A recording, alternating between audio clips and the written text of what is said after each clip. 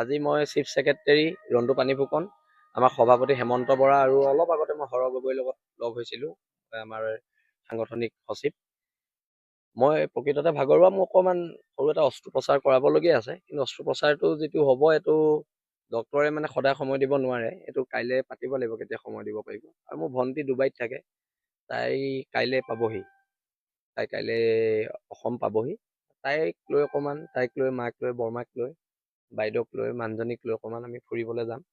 আৰু সেইকাৰণে অলপ মোক এটা বিশ্ৰামৰ প্ৰয়োজন হৈছিলে। মইতো যোৱা এবছৰৰ পৰা কৈ আছিলোঁ যে মোক এটা বিশ্ৰামৰ প্ৰয়োজনীয়তা আছে, আৰু এইটোক লৈও যে ৰাজনীতি হ'ব ভবা নাই।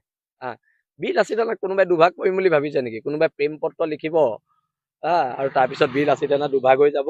আমাৰ মুখ্য সচিবক তয়কে পত্ৰ লিখিব, বীৰ লাচিত থানা দুভাগ তিনিভাগ হৈ যাব। কোনোবাই এনেই ভাবিছে নি বাৰু? এতিয়া শুনক, ৰাজনীতি সদায় মূল্যবোধৰ হ'ব লাগে। এতিয়া মই কৈ দিব পাৰোঁ এখন চিঠি কোনজন ৰিপৰ্টাৰে ভাইৰেল কৰিছে, কিন্তু তেওঁ মোক ককাইদেউ স্বৰূপ। মই তেওঁক নিজৰ বিশ্বাসত দিছিলোঁ। এইটো একচুৱেলি আমাৰ কেন্দ্ৰীয় সমিতি, আমাৰ গ্ৰুপৰ এইটো এখন ফটো আছিলে, মই তেখেতক বিশ্বাসত দিছিলোঁ এই চিঠিখন।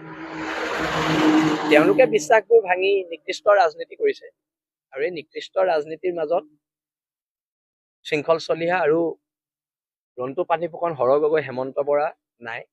আমি মূল্যবোধৰ কথা বতৰাত বিশ্বাসী।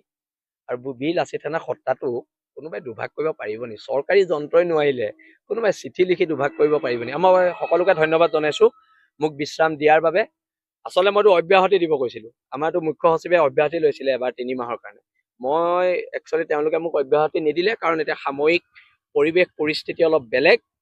এই সাময়িক পৰিৱেশ পৰিস্থিতিত যিকোনো ধৰণৰ জাতিৰ বিপদ হ'ব পাৰে, আৰু বিপদৰ সময়ত মোক প্ৰয়োজনীয়তা হ'ব পাৰে, মোৰ প্ৰয়োজনীয়তা, তেতিয়া মই ওলাই আহিম। আৰু এতিয়া যিখন যুদ্ধ আমাৰ বাংলাদেশৰ বিৰুদ্ধে যিখন সংগ্ৰাম, এই সংগ্ৰামখন আমাৰ সৈনিকসকলে চলাই যাব। আজি তদুপৰি আজি আমগুৰিতো বহুত আমাৰ সৈনিক যোগদান কৰিছে, আৰু মই প্ৰায় 1 মাহ নহ'লেও 10-15 দিনলৈ মই অলপ অৰুণাচল ফালে ফুৰিব যাম। মোৰ ভণ্টি আহি আছে কাইলৈ, আৰু তাৰপিছত মই আকৌ বীৰ লাচিত থানাৰ মঞ্চত আমি কেন্দ্ৰীয় সমিতিৰ লগত আলোচনা কৰি মোৰ বিশ্ৰামৰ যিটো 1 মাহৰ কথা মই কৈছোঁ, মই আচলতে 2 মাহ বিচাৰিছিলোঁ, মোক তথাপিতো 2 মাহ নিদিলে, 1 মাহ দিছে। হ'ব, পৰৱৰ্তী পৰ্যায়ত দেখা যাব। কিন্তু আমাৰ এই সত্তাটো কোনো ভাঙিব নোৱাৰে। মোৰ হাঁহি উঠিছে আৰু পুতৌ জন্মিছে তেওঁলোকলৈ। বিশ্ৰাম মোক দিয়া নাই, মই লৈছোঁ সাময়িক বিশ্ৰাম।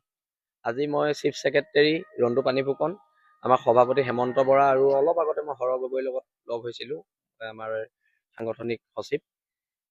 মই প্ৰকৃততে ভাগৰুৱা, মোৰ অকণমান সৰু এটা অস্ত্ৰোপচাৰ কৰাবলগীয়া আছে, কিন্তু অস্ত্ৰোপচাৰটো যিটো হ'ব এইটো ডক্তৰে মানে সদায় সময় দিব নোৱাৰে, এইটো কাইলৈ পাতিব লাগিব কেতিয়া সময় দিব পাৰিব। আৰু মোৰ ভণ্টি ডুবাইত থাকে, তাই কাইলৈ পাবহি, তাই কাইলৈ অসম পাবহি।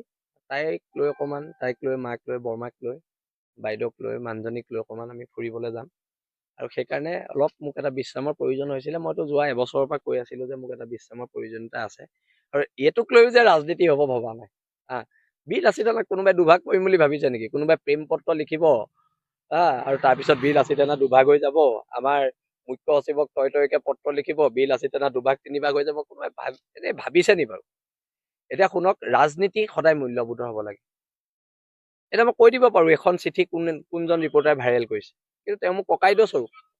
মই তেওঁক নিজৰ বিশ্বাসত দিছিলোঁ। এইটো একচুৱেলি আমাৰ কেন্দ্ৰীয় সমিতি, আমাৰ গ্ৰুপৰ এইটো এখন ফটো আছিলে, মই তেখেতক বিশ্বাসত দিছিলোঁ এই চিঠিখন।